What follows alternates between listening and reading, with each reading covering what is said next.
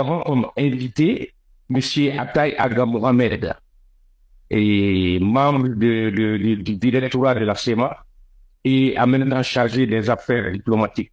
Bienvenue, M. Ataï. Merci de l'invitation. OK.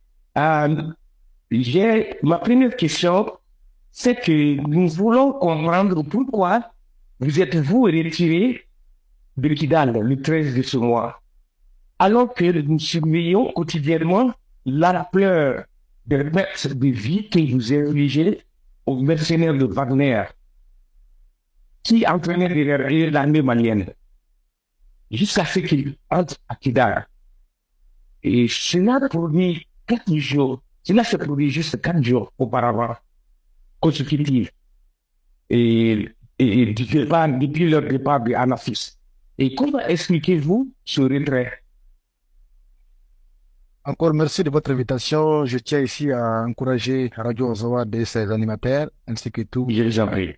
les grands journalistes, y compris votre arrivée récente de chez Bokoum, qui est quand même Oui. salutaire. Et on vous encourage Merci. pour votre disponibilité. Merci. Pour nous, il ne s'agit pas d'un nombre de morts, parce que la question n'est pas de faire de tant de nombre de morts. La question, c'est de réussir un objectif.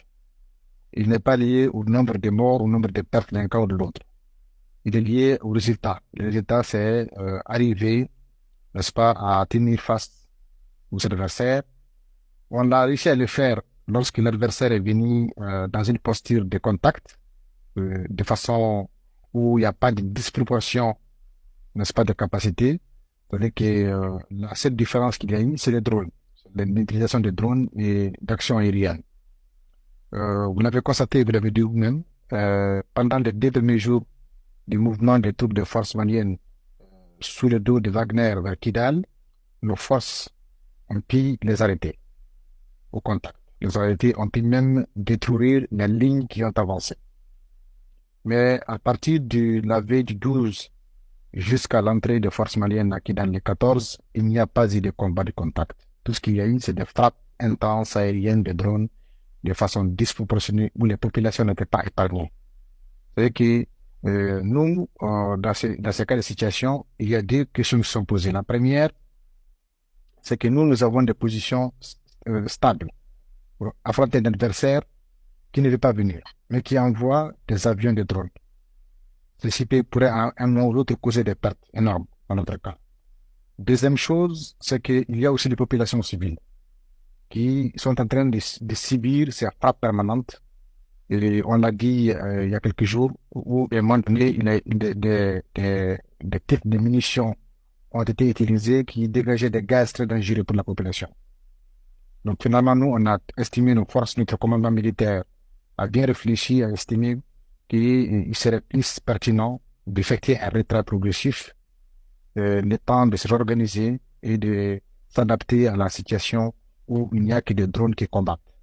Donc voilà les raisons pour lesquelles nos forces sont retirées de la ville de Kidal, pas de la région de Kidal, encore moins du cercle de Kidal.